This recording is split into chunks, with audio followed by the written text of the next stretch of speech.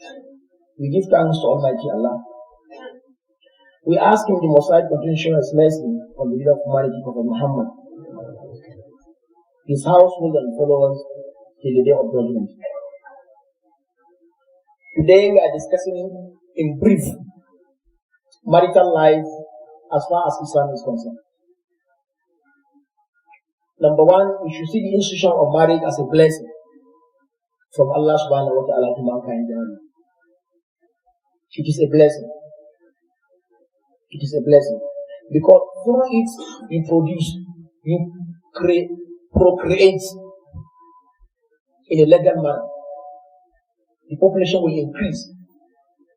And Rasulullah sallallahu alaihi wasallam will be proud of that and will be of Allah says, among the sciences, is that He has created for you, from yourselves, mates, that you may find tranquility, enjoyment, peace in them. A woman should have joy with her husband. The husband should have joy by seeing his wife. There should be peace existing among them at the family level. The essence and the wisdom behind marriage primarily is to make that environment a peaceful environment. Environment of tranquility, of love, of mercy. Where that is turned to a boxing ground or a killing ground, that means people did not in any way take to the wisdom behind marriage. It's very unfortunate. And He placed between you affection and mercy.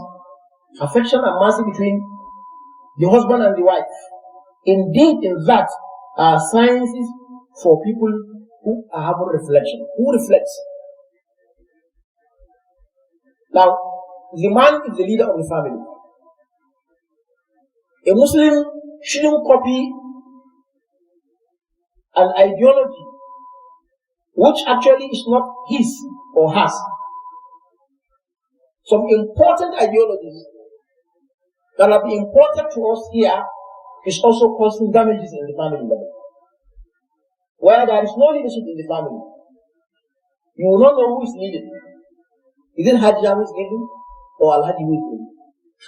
It's categorical that leadership remains in the hand of the man for reason known to Allah subhanahu wa ta'ala, and He decreed this, and nobody should change it.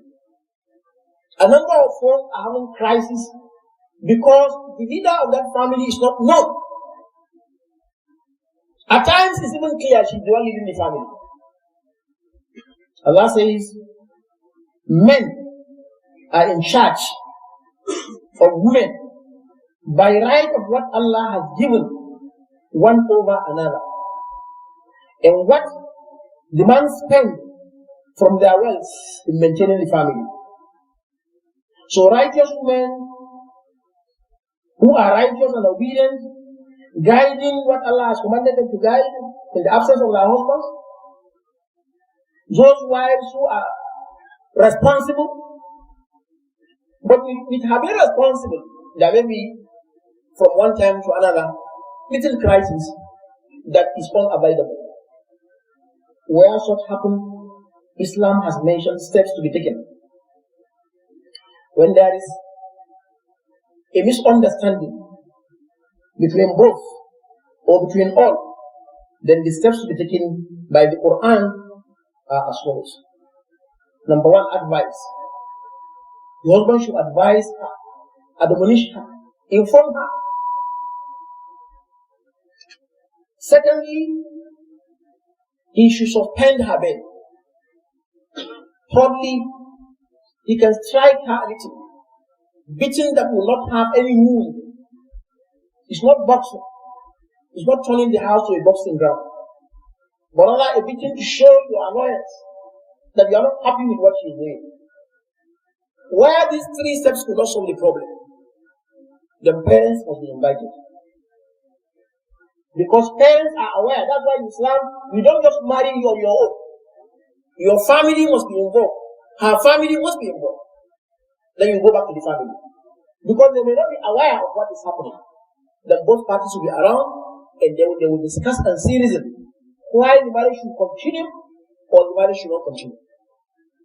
Where it is continuing, they know is common among both the families. So that the relationship between the family will continue, even at the expense of breaking the marriage. Where they are lucky to concern the husband and the wife, which is the most expected as far as the teaching of Islam is concerned, then they should be monitoring them. Now they should be monitoring, because there is Christ until when things are going normal. But where it fails, there should be divorce. That is the fifth stage. And Islam recognized and approved divorce because where that did not happen and the family is in terrible crisis, that may lead to one killing another. So the lesser evil is separating them. It's better than killing one another. It's not that Islam encourages divorce, but that is the lesser evil. And Islam is a wise religion. Any law of Islam, when you go into it, you see the benefit of it, the goodness of it. And that's why they should separate them. She should go and marry another person, and he should also go and marry another. But where the situation deteriorated to the extent of one killing another. Now, this is not a work of malam in the mosque or somebody doing tafsir. It is the duty of the judge. If there is any form of killing, it is the judge that will determine exactly what has happened. It is no more ordinary saying on the street, or because of your knowledge. No, it is a knowledge that can only have genuineness, concrete, from a judge, a legal judge. He will make complete investigation. Where confirmed that a man kills his wife, that man in Islamic Sharia should be killed. Because life for life. If you remove somebody's eye, your own should be removed completely. If you cut somebody's hair, your own should be cut off. Somebody's nose, your own should be cut off. And that is Sharia. And that will deter others from doing such. And even if the woman too, who was bold enough to kill the husband, confirmed, she should be killed. And that is the sympathy. And that is the love. And that is for this, the nation, the society to have spirit. Where you allow individuals to go on their way and kill it, and you going defending those who are killing, then absolutely, whether you know it or no, you are creating crisis uncontrollable in that society. Islam is the most merciful religion. Any decree by Islam, for those who are thinking, not those who are having their brains upside down, they must appreciate it. It's better for you to lose one person than to lose thousands and to have millions in fear of their partners. You must have heard recently, in yesterday's trust, we find that a woman decided to burn herself just because of marital problem.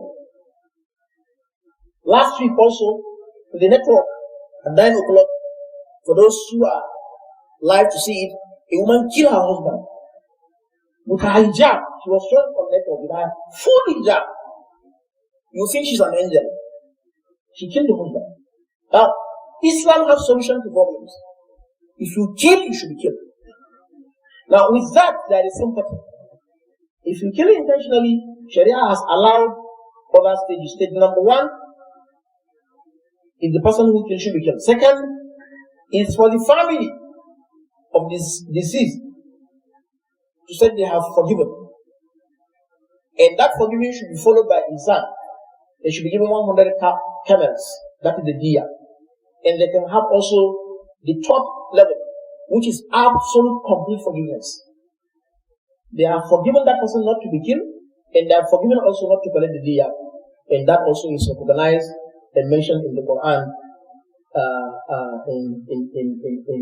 In Ma'idah, Allah mentioned qisas, kill it. And then in Isra 33, Allah mentioned forgiveness, but there should be diya. And lastly, Allah subhanahu wa ta'ala mentioned absolute complete forgiveness too, which will have nothing to be paid. And that is also in Baqarah verse 178. So people should be Ma'idah 45. She will be very careful You shouldn't take life to be a joke. A life is not actually something you should joke with. Islam has made our lives to be sacred. So people should not see it as simple as that. May Allah forgive all of us, and may Allah count all of us among those who are maintaining the teaching of Islam at our family and individual levels. The issue of hijab. Today is a hijab day, and you will see series of programs that will remind the Ummah about hijab. Hijab is very, very fundamental. And in this country, we shouldn't play with our rights. Our women should be allowed to put on their Islamic appearance anywhere, in any sector, in any ministry, in any bank. We should be bold enough to seek for our rights. We are not saying anybody should put on hijab who is not willing. But we are saying we shouldn't be denying of our rights as citizens. No school should deny any of the children of the Muslims to wear hijab, whether in Enugu or in Port Harcourt or any part of the country. We will not compel anybody to put on our own dress code, but nobody will we allow to detect the nature of our appearance which is contrary to our teaching. May Allah accept it.